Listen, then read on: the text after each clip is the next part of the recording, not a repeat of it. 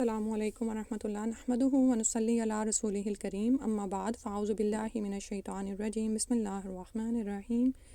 رب اشرح لی صدری ویسر لی امری واحلل عقدۃ من لسانی یفقہوا قولی۔ ریاض الصالحین میں آج جو باب ہم نے پڑھنا ہے میری کتاب میں اس کا نمبر 22 ہے، بابٌ فی النصیحۃ، خیر خواہی کرنے کا بیان۔ ٹھیک ہے، اس میں جیسے آپ کو بتایا تھا کہ پہلے آیات کا حوالہ دیتے ہیں، تو فرمایا قال تعالی انما المؤمنون اخوۃ، الحجرات کی آیت کا حصہ ہے، آیت نمبر 10 میں سے اللہ تعالیٰ نے فرمایا مومن تو سب بھائی بھائی ہیں۔ ٹھیک ہے، اخوتن آ رہا ہے، اخوان نہیں آ رہا، یعنی یہ کہ وہ آپس میں ایک دوسرے کے ساتھ بھائی بھائی ہیں، ایک دوسرے کا درد محسوس کرتے ہیں، ہمدردی رکھتے ہیں۔ وقال تعالی اخباراً عن نوح صلی اللہ علیہ وسلم وانصح لکم، الاعراف کی آیت 62 سے، اور اللہ تعالیٰ نے حضرت نوح علیہ السلام کا قول نقل کرتے ہوئے فرمایا اخباراً عن نوح، نوح علیہ السلام سے، حالانکہ یہ اللہ ہی کے حکم سے وہ بولے ہوں گے، لیکن اللہ تعالیٰ نے ان کا فرمایا اور میں تمہاری خیر خواہی کرتا ہوں، وانصح لکم، اور میں تمہاری خیر خواہی کرتا ہوں۔ اور اب یہاں پر نوح علیہ السلام کے ساتھ صلی اللہ علیہ وسلم لگا ہے۔ ہمارے ہاں عام طور پر جو ہے ہم صرف یہ سمجھتے ہیں کہ نبی صلی اللہ علیہ وسلم کے ساتھ لگتا ہے، لیکن آپ دیکھیں گے کہ حدیث کے کتب میں سارے ہی انبیاء کے ساتھ یہ آتا ہے اور آپ لگا بھی سکتے ہیں۔ ٹھیک ہے، علیہ السلام یا صلی اللہ علیہ وسلم، اور اینڈ پہ آپ کو نا حوالے نظر آ رہے ہوں گے، اس وجہ سے میں آپ کو کہہ رہی تھی کہ آپ کے پاس نا اپنا کوئی ریکارڈ ہونا چاہیے، کوئی کتاب ہو یا کوئی جس طرح یعنی ہارڈ کاپی میں نا۔ اب یہ دیکھیں اس میں نیچے جو ہیں اس کے حوالے بھی دیے ہوئے، اوپر سے نمبر لگے ہوتے ہیں، پھر ساتھ حوالہ آ رہا ہوتا ہے۔ تو یہاں پر دراصل خیر خواہی کا بیان ہے، تو اسی کے حوالے سے یہ باتیں آ رہی ہیں آیات سے۔ اگلا صفحہ ہے وعن ہود صلی اللہ علیہ وسلم انا لکم ناصح امین، الاعراف 68 ہے، حضرت نوح علیہ السلام کا قول نقل فرمایا اور میں تمہارے لیے خیر خواہ اور امانت دار ہوں۔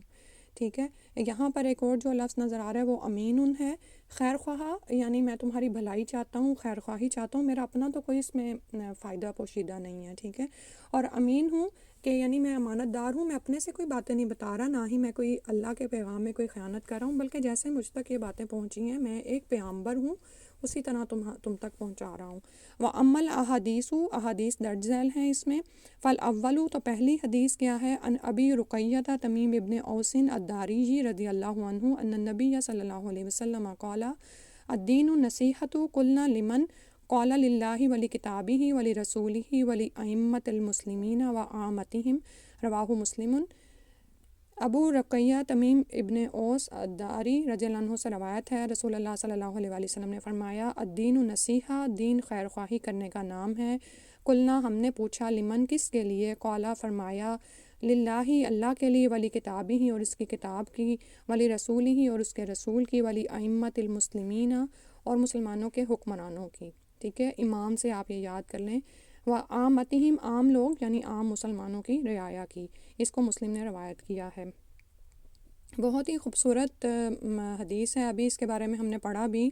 کہ علم کے ساتھ ساتھ عمل ضروری ہے، اور عمل ہر شخص کے ساتھ آپ نے کرنا ہے۔ ٹھیک ہے، اب جیسے آگے رمضان آ رہا ہے نا، تو ہم ایک تبدیلی میں داخل ہوں گے۔ ٹھیک ہے، پچھلی چیزیں چھوڑنی پڑیں گی، اگلی لینی پڑیں گی، اور زندگی میں بار بار یہ ہوتا ہے، تبدیلی کو ہم پسند نہیں کرتے ہیں۔ جو ہماری عمر زیادہ ہوتی ہے ہم اور ان چیزوں کو پسند نہیں کرتے، کیونکہ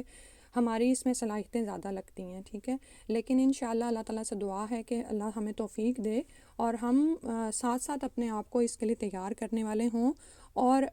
یہ تبدیلیاں ہمارے رویوں کو، ہمارے اخلاق کو ان سب سے خراب نہ کریں۔ علم تو سیکھنا ہے، لیکن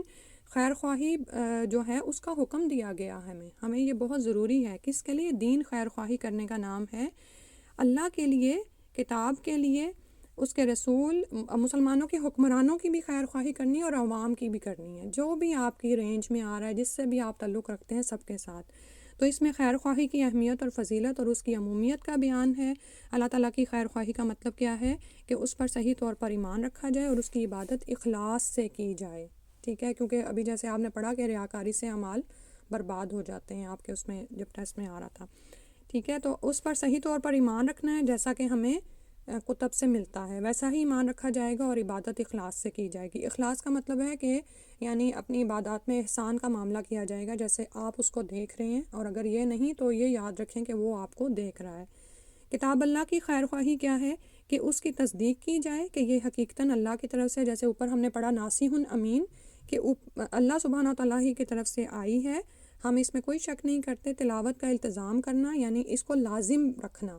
جتنا جتنا آپ کر سکتے ہیں، اور خاص طور پر اہل القرآن بننے کے لیے اس کا اہتمام بہت زیادہ کریں۔ جتنی آپ برکت چاہتے ہیں اتنا قرآن کو پڑھیں، سمجھیں، غور و فکر کریں، اس کو اپنے اوپر لازم کر لیں۔ جیسے آپ کھانے میں کوئی نہ کوئی چیز کہتے ہیں نا کہ میں یہ تو ضرور کھاؤں، اس سے میری صحت صحیح رہتی ہے، اسی طرح تلاوت تو بہت ضروری ہے۔ اس کی تحریف سے اجتناب کیا جائے، یعنی اس میں بدلنا نہیں ہے، اس کو جیسا حکم آپ تک پہنچا ہے ویسا ہی آگے پہنچا دینا ہے۔ اجتناب کرنے کا مطلب ہے رکا جائے، بچا جائے، اور اس کے احکام پر عمل کرنا ہے۔ یہ بھی بہت اہم چیز ہے، جو آپ پڑھتے ہیں سنتے ہیں اس کے مطابق عمل کریں گے۔ الحمدللہ آپ سبھی جو ہیں مجھے بھی ماشاءاللہ روکتے رہے ہیں کہ ہم علم میں ایک دوڑ نہ لگا دیں، بلکہ جتنا علم ہم لے رہے ہیں اس کو ہم اپنے اندر جذب کریں انشاءاللہ، اور اس پر عمل کریں۔ رسول اللہ صلی اللہ علیہ وسلم کی خیر خواہی یہ ہے کہ آپ صلی اللہ علیہ وسلم کی رسالت کی تصدیق کریں، کہ آپ حقیقت میں ہمارے دل اس بات کی گواہی دیتے ہیں کہ آپ اللہ کے سچے رسول ہیں۔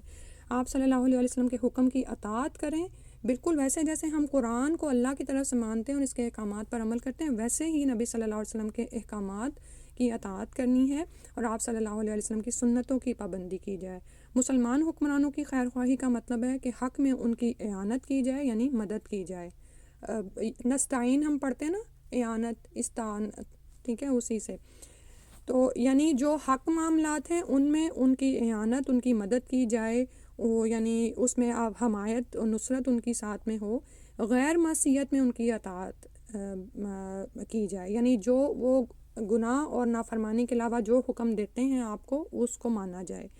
لیکن وہ سیدھے راستے سے انحراف کریں تو انہیں معروف کا حکم دیا جائے، ٹھیک ہے۔ یہ بھی ہماری ذمہ داریوں میں شامل ہے، اگرچہ کہ وہ حکمران ہیں لیکن ان کو سیدھے راستے کی طرف لایا جائے، اور ان کے خلاف خروج اور بغاوت سے گریز کیا جائے۔ خروج کا مطلب ہوتا ہے ان کے خلاف نکلنا، اپوزیشن بنا لینا، ٹھیک ہے، اور بغاوت کیا مطلب ہوتا ہے کہ لوگوں کو ان کے خلاف ابھار کے جنگ پر آمادہ کر دینا، جو آپ کو خانہ جنگی مسلم ممالک میں نظر آتی ہے نا، اس کو سوڈان میں ہے کہ کہاں پر آج کل، ٹھیک ہے، تو ان کے خلاف خروج و بغاوت سے گریز کیا جائے۔ میں یہ نہیں کہہ رہی کہ ان میں سے حق اور باطل پر کھونے میں، صرف مثال کے لیے آپ کو بتایا، ٹھیک ہے،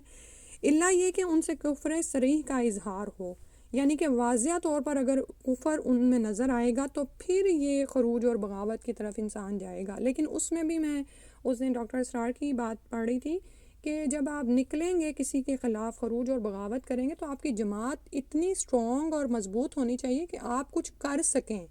یعنی یہ نہ ہو کہ آپ چھوٹی سی جمعیت لے کر اٹھیں اور بندے بھی آپ کے پورے تیار نہیں ہیں اور وہ آپ کے ساتھ بھی نہیں ہیں، تو آپ بجائے کچھ بدلنے کے خود ہی ختم ہو جائیں، ٹھیک ہے۔ اس کے بعد ہے عام مسلمانوں کی خیر خواہی یہ ہے کہ ان کی دنیا اور آخرت کی اصلاح کے لیے ان کی صحیح رہنمائی کی جائے، ٹھیک ہے،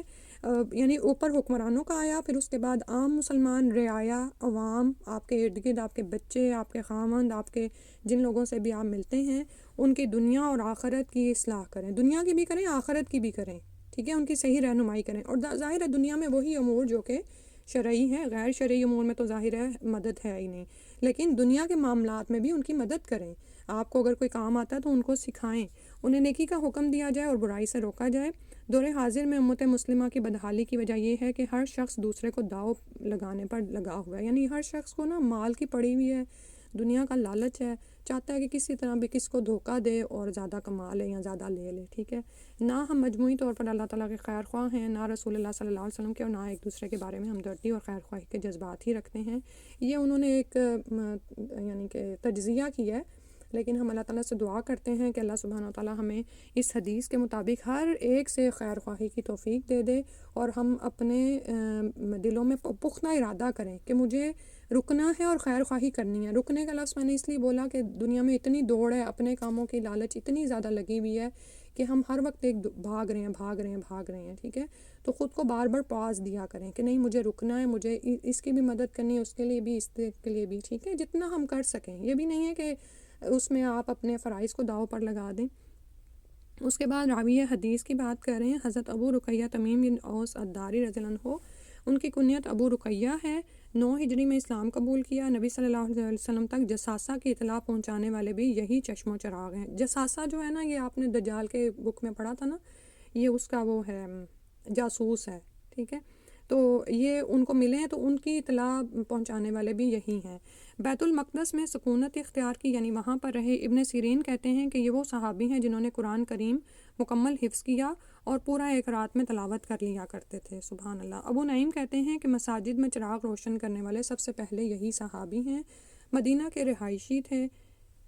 شام چلے گئے، پھر شہادت عثمان کے بعد بیت المقدس چلے گئے، یعنی ظاہر ہے تب اس وقت ایک فتنہ سا ہو گیا تھا تو بیت المقدس چلے گئے، اور 40 ہجری کو فلسطین میں وفات پائی۔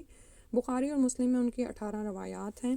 آج میں نے آپ کو پیجز زیادہ شیئر کیے تھے، لیکن بس یہ والا چیپٹر ختم کر لیتے ہیں۔ 182 حدیث ہے الثانی، یعنی اس سلسلے کی دوسری حدیث، عن جریر ابن عبداللہ رضی اللہ عنہ قال بایعت رسول اللہ صلی اللہ علیہ وسلم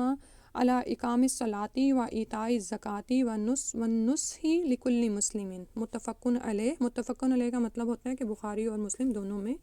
بیان ہوئی ہے، متفق ہے۔ اس کے بعد ہے ابو سعید خدری رضی اللہ عنہ سے روایت ہے کہ میں نے رسول اللہ صلی اللہ علیہ وآلہ وسلم کو یہ فرماتے ہوئے سنا، جو شخص تم میں سے کسی میں آگے چلی گئی۔ جریر بن عبداللہ رضی اللہ عنہ روایت کرتے ہیں کہ میں نے رسول اللہ صلی اللہ علیہ وآلہ وسلم سے نماز کے قائم کرنے، زکوٰۃ کے ادا کرنے اور ہر مسلمان کے ساتھ خیر خواہی پر بیعت کی۔ تو اس سے بھی باہم خیر خواہی کی اہمیت واضح ہے کہ رسول اللہ صلی اللہ علیہ وآلہ وسلم نماز اور زکوٰۃ جیسے اہم ترین فرائض کی طرح صحابہ رضی اللہ عنہ سے ایک دوسرے کی خیر خواہی کرنے کی بیعت لیتے تھے، اور یہ کتنی زیادہ ضرورت ہے اس بات کی۔ آپ یہ دیکھیں کہ خیر خواہی جیسے ائمۃ المسلمین کی بھی ہے، ارد گرد کے لوگوں کی، عام مسلمانوں کی بھی ہے، اور ہم جو دین سیکھنے والے ہیں، ہم دین سیکھنے والوں کو اپنے جیسے ہم مشرب کی بھی خیر خواہی کرنی ہے، لیکن اور یہ بیعت کے درجے تک آ رہا ہے۔ لیکن آج حال کیا ہے کہ اگر ہم اپنی جماعت سے جڑے ہوئے ہیں تو ہم دوسروں کو تان کر کے یا ان کی مدد نہیں کرتے، حالانکہ خاص طور پر خیر اور تقویٰ کے کاموں میں مدد کرنے کا، تعاون کرنے کا کہا گیا ہے، ٹھیک ہے۔ تو اس بات کو بھی یاد رکھیں کہ جو علم ہمارے پاس آ جاتا ہے، اگر وہ کوئی اختلافی علم ہے تو دوسرے کو ہم ڈیگریڈ نہیں کریں گے، اس سے جھگڑیں گے نہیں۔ خیر خواہی کیا ہے کہ اس کو، اگر آپ کو یقین ہے کہ آپ کے پاس علم صحیح ہے تو آپ اس کو دے دیں، اگر وہ نہیں مان رہا ہے تو پھر اس کو ہلکا یا حقیر گرداننے کی کوشش نہ کریں، ٹھیک ہے۔ اس کے ساتھ پھر خیر خواہی کیا ہوگی کہ آپ اس کے ساتھ لگے رہیں، اپنا تعلق جو ہے وہ اس کے ساتھ خراب نہ کریں۔ اس کے بعد ہے 183 الثالث عن انس رضی اللہ عنہ عن النبی صلی اللہ علیہ وسلم قال لا یؤمن احدکم حتی یحب لاخیہ ما یحب لنفسہ، متفق علیہ۔ انس رضی اللہ عنہ سے روایت ہے، نبی کریم صلی اللہ علیہ وسلم نے فرمایا، تم میں سے کوئی شخص اس وقت تک کامل مومن نہیں ہو سکتا جب تک وہ اپنے مسلمان بھائی کے لیے بھی وہ چیز پسند نہ کرے جو اپنے لیے پسند کرتا ہے۔ بخاری اور مسلم دونوں میں یہ روایت آئی ہے۔ بڑی یہ بھی خوبصورت بات ہے۔ خیر خواہی دراصل یہی ہے، کسی کی بھلائی چاہنا، اور اس میں یہ تو آخری حدیث جو آئی ہے نا، یہ جیسے تابوت پر کیل کی طرح ٹھونک دی گئی، اب آپ یعنی کہ بچ نہیں سکتے۔ یعنی آپ یہ دیکھیں کہ اس کا مطلب پتہ ہے کیا ہے، کہ جب آپ دوسرے کے ساتھ معاملہ کرنے لگے نا تو خود اس کی جگہ پر بیٹھ جائیں۔ سمجھ آ رہی ہے بات کی؟ یعنی وہ جو انگلش میں کہتے ہیں نا کہ اس کے جوتوں میں پاؤں رکھ کے دیکھو، اگر وہ کہہ رہا ہے کہ مجھے جوتے چبھ رہے ہیں اور آپ اوپر کھڑے ہوئے دیکھ رہے ہیں اور کہہ رہے ہیں کہ تمہیں کیسے جوتے چبھ رہے ہیں، تم تو ٹھیک ہو بالکل، اس کے پیروں میں، اس کے جوتوں میں پاؤں ڈالیں گے تو پتہ چلے گا اندر کیل ہے، ٹھیک ہے۔ تو جب تک وہ اپنے مسلمان بھائی کے لیے وہ چیز پسند نہ کرے جو اپنے لیے پسند کرتا ہے، یہ کامل ایمان کی بات آئی ہے۔